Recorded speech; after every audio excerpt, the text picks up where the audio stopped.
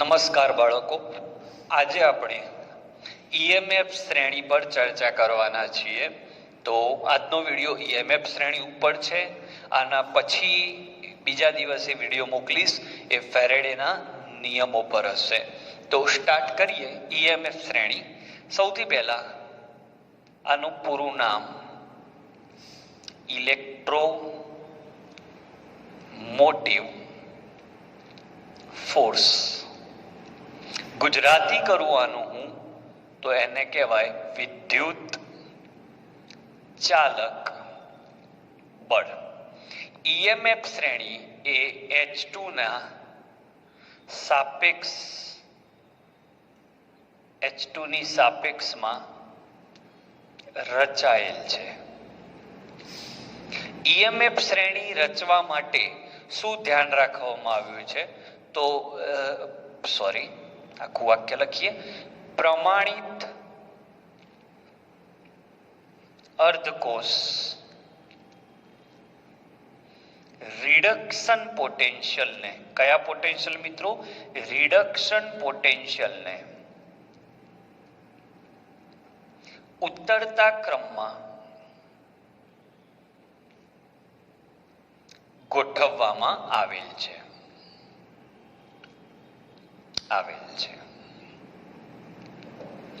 હવે પ્રશ્ન પહેલો, એઝ અ સ્ટુડન્ટ તમને એ થાય કે સાહેબ અમારે ઈએમએફ શ્રેણી મોઢે રાખવાની છે, તો એનો જવાબ છે ના. ઈએમએફ સિરીઝ માં E0 રિડક્શન મૂલ્યો પ્રશ્નમાં આપ્યા હશે. ઓકે, ક્લિયર રહો. શું આ શ્રેણી અમે ક્યાંય આગળ ભણ્યા છીએ સાહેબ? આ પણ તમારા મનમાં પ્રશ્ન હશે કે શું સાહેબ આવી કોઈ શ્રેણી અમે અગાઉ ક્યાંય ભણી ચૂક્યા છીએ? તો હા, 10મા ધોરણમાં તમે સક્રિયતા શ્રેણી ભણ્યા હતા. પણ એ સક્રિયતા શ્રેણી અને આ ઈએમએફ શ્રેણી વચ્ચે શું તફાવત છે સાહેબ? તો જે સક્રિયતા શ્રેણી હતી એ ઓક્સિડેશન પોટેન્શિયલ મૂલ્યોને આધારે રચાઈ હતી. અહીં વધુ સક્રિય ધાતુને પહેલા મુકાતી હતી. ઓકે, આ સક્રિયતા શ્રેણી હતી ધોરણ 10 ની. જ્યારે ઈએમએફ સિરીઝ ની અંદર હમણાં જ મેં કહ્યું પ્રમાણિત રિડક્શન પોટેન્શિયલ ને આધારે રચાવેલી છે. આ શ્રેણી રિડક્શન પોટેન્શિયલ ના આધારે રચાઈ છે. સેકન્ડ થિંગ કે આમાં ઓછી સક્રિય ધાતુ પહેલા આવે.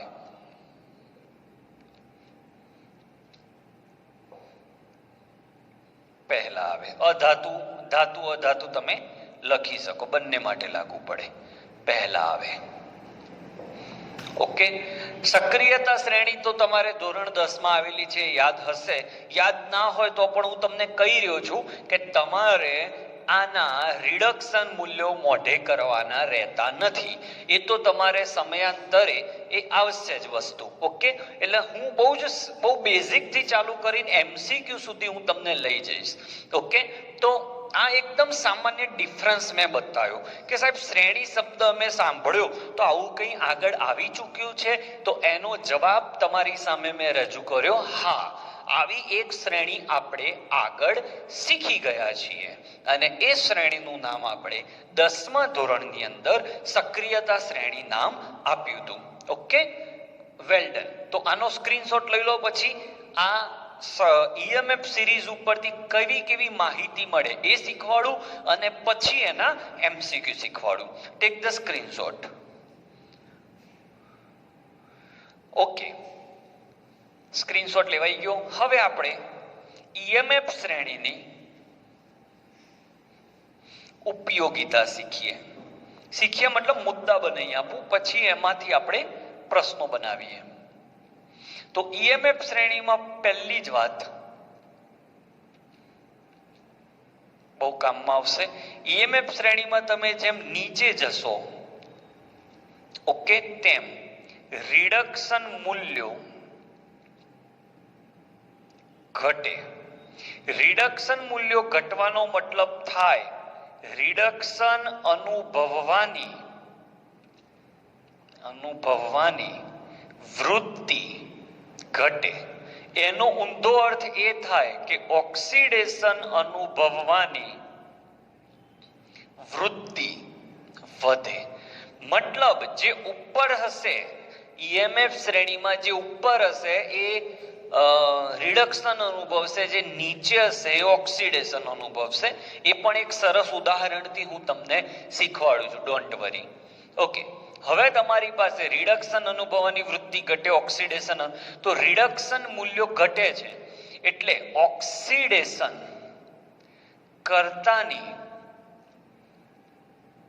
પ્રબળતા ઘટે છે.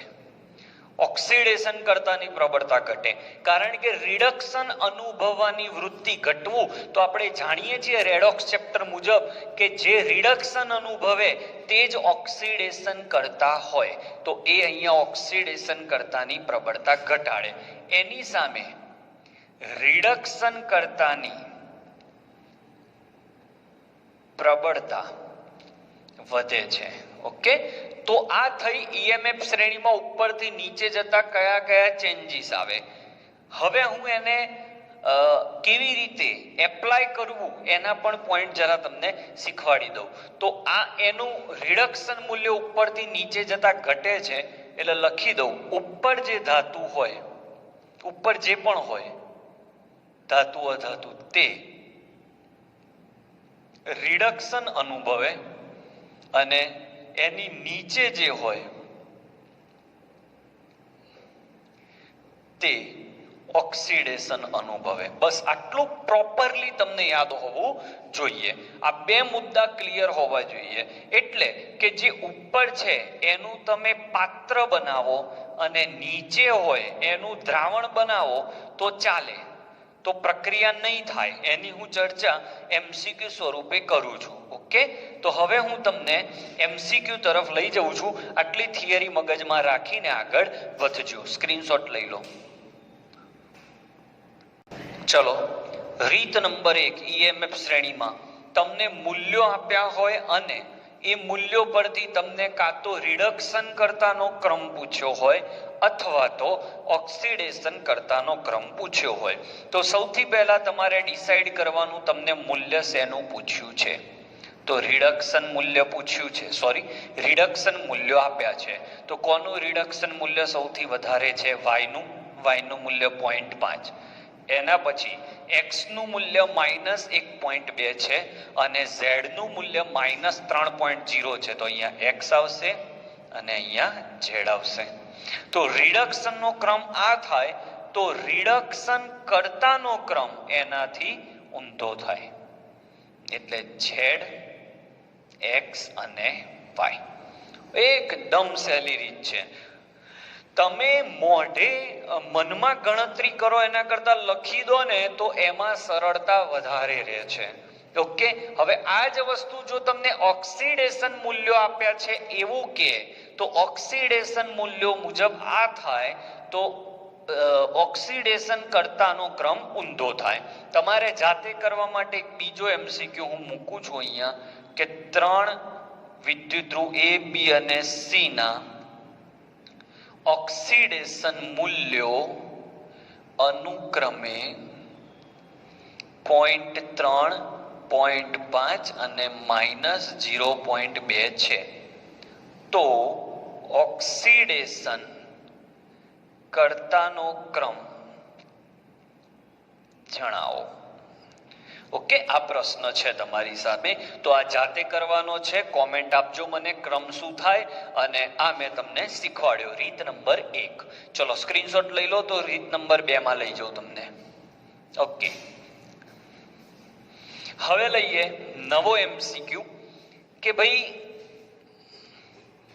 શું એજીના પાત્રમાં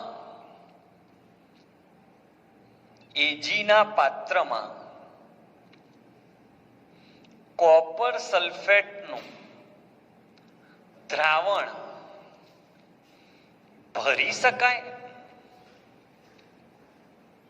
જવાબમાં હા E0 સેલ ધન, બી ના E0 સેલ ધન, સી હા E0 સેલ ઋણ અને ડી ના E0 સેલ ઋણ. ઓકે, બહુ જ મસ્ત પ્રશ્ન છે. તો આને સોલ્વ કરતા શીખવાડું. તમને કૌંસમાં આવા મૂલ્યો આપ્યા હશે Cu2+/Cu પ્લસ 0.34 અને E0 Ag+/Ag પ્લસ 0.80. ઓકે, હવે આવા પ્રશ્નો સોલ્વ કેવી રીતે કરવા? તો જે પ્રશ્ન છે ને એ જ લખી નાખો. દોરી દો પ્રશ્ન. તો દોરી દીધો. આ Ag નું પાત્ર અને એમાં કોપર સલ્ફેટનું દ્રાવણ. ઓકે, તો શું આમાં ભરી શકાય કે ના ભરી શકાય? ઓકે, તો જો ભરી શકાય ના ભરી શકાય કોણ નક્કી કરશે? તો આનો અર્થ એવો થાય છે કે જો તમે કોપર સલ્ફેટને પાત્રમાં ભરો અને જો એ બે વચ્ચે પ્રક્રિયા થાય તો પાત્ર ખવાઈ જાય. અને પાત્ર ખવાઈ જાય મતલબ હોલ પડી જાય. હોલ પડી જાય તો અંદર ભરેલું દ્રાવણ નીકળી જાય.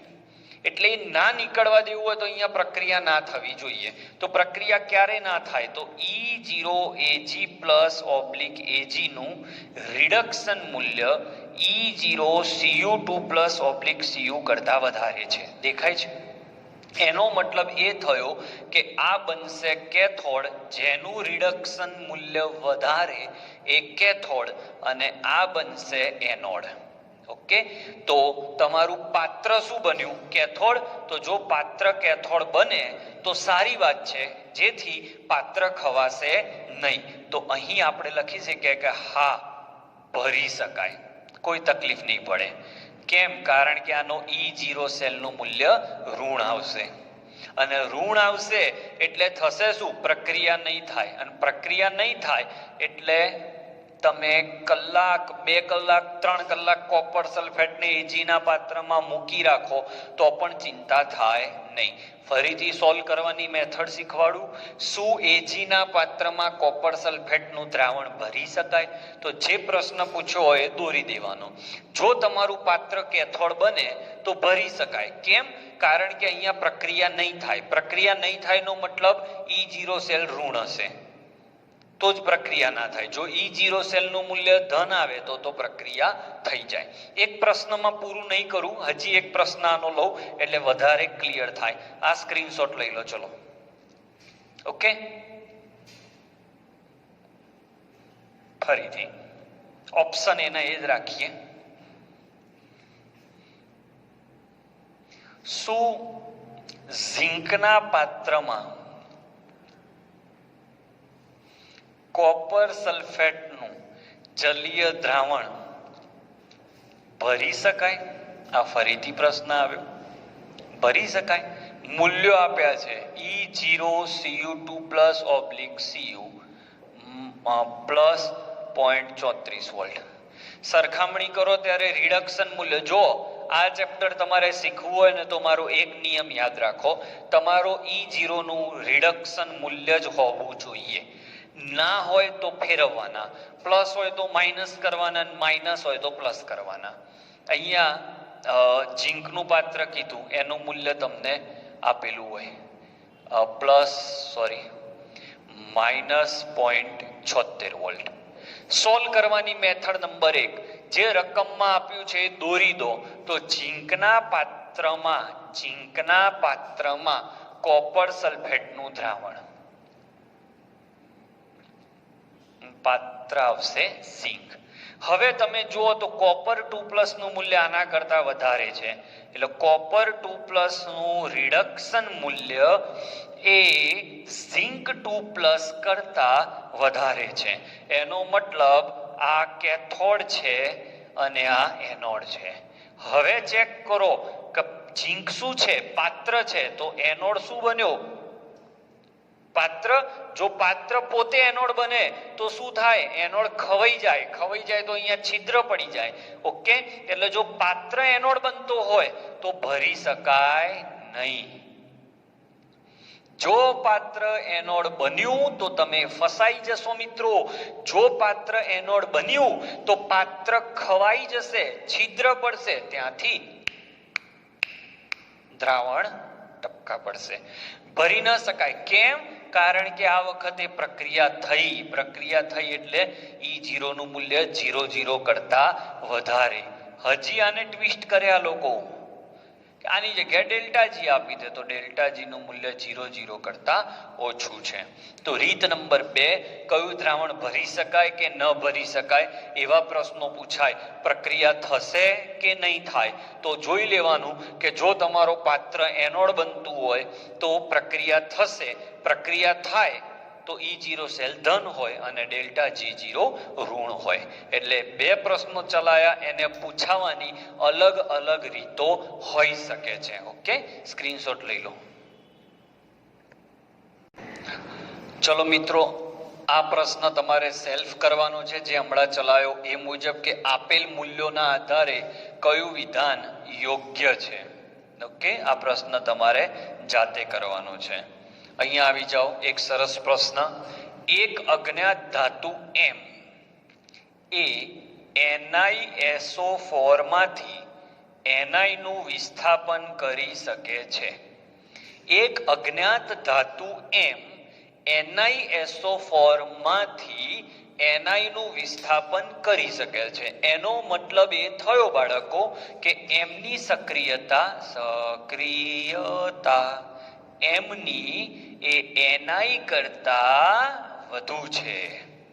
વધુ સક્રિય જ ઓછી સક્રિયનું વિસ્થાપન કરી શકે બાળકો, પણ MgSO4 માંથી Mg નું વિસ્થાપન નથી કરી શકતા. MgSO4 માંથી વિસ્થાપન કરી શકતા નથી, એટલે Mg કરતા M ની સક્રિયતા ઓછી છે. વિસ્થાપન કરી શકે તો એ આગળ અને વિસ્થાપન ન કરી શકે તો એ પાછળ. ઓકે, તો સક્રિયતા શ્રેણી એટલે કયા મૂલ્યો આયા કહેવાય? ઓક્સિડેશન મૂલ્યો. એટલે મેં આજના લેક્ચરની શરૂઆતમાં કહ્યું હતું કે ઓક્સિડેશન મૂલ્યો એટલે સક્રિયતા. તો ઓક્સિડેશન મૂલ્યો જોઈએ તો Mg આગળ, M વચ્ચે અને Ni પાછળ. અને કયો ક્રમ કીધો છે? રિડક્શન કરતાનો. તો ઓક્સિડેશનનો ક્રમ મળે એ જ રિડક્શન કરતાનો ક્રમ થાય. મોટા ભાગે અહીંયા છોકરાઓને ભૂલ પડી જાય છે કે ઓક્સિડેશન આવ્યું, રિડક્શન કરતા માગ્યો તો ઉલટાઈ દે. એવું ના હોય. ઓક્સિડેશન મૂલ્ય આવે એટલે રિડક્શન કરતા મળી જાય, એટલે એનો એ જ આવે. બહુ જ સરસ પ્રશ્ન. ઓકે, આવું જ એક પેમ્પલેટ મેં તમને આપ્યું છે ટીચર ટાસ્ક ની અંદર. 5મો પ્રશ્ન તમે જાતે કરજો. સ્ટુડન્ટ કોર્નર ની અંદર પણ 4 પ્રશ્નો તમને આપેલા છે. સ્ક્રીનશોટ લઈ લો. લેવલ 1 અને લેવલ 2 માંથી MCQ સોલ્વ કરાવું. ચલો, તો તમને જે મેં 2 પેમ્પલેટ આપ્યા છે લેવલ 1 અને લેવલ 2, એ બંને પેમ્પલેટમાંથી મેં જે નંબર લખ્યા છે તમારે સોલ્વ કરવાના છે. પ્રતિક્રિયાત્મકતા શબ્દ દેખાય તો એ સક્રિયતા છે, એટલું ધ્યાન રાખજો. બાકી બધા મેં ચલાવ્યા છે એ જ રીતના પ્રશ્નો છે. તો આજનો EMF નો લેક્ચર અહીંયા પૂરો કરીએ છીએ. ઓકે, મેં તમને અગાઉ પણ કહ્યું હતું કે મારા વિડીયો પર ક્યાંય એડ આવતી હોય તો મહેરબાની કરીને વિઝિટ એડવાઇઝર ઉપર ક્લિક કરજો, અને ક્લિક કરીને ભલે આખી એડ ના જો, બહાર આવી જશો તોય ચાલશે. આ લોકડાઉનના સમયમાં પરિસ્થિતિ મારી ગંભીર છે, તો કંઈક સમજો. તો એ જે થોડા ઘણા યુટ્યુબમાંથી જે 200-500 રૂપિયા આવે એ અત્યાર સુધી હું હજી કહું તમને 35 રૂપિયા કમાયો છું ખાલી. આટલી મહેનત થઈ તો એટલું કરો. સેટ ટચ કરીને એટલું ટચ કરશો ને તો કંઈક ગરીબના ઘરમાં રોટલી આવશે. મજાક કરું છું, પણ થાય તો કરજો, બાકી આ તો 100% કરજો. આભાર.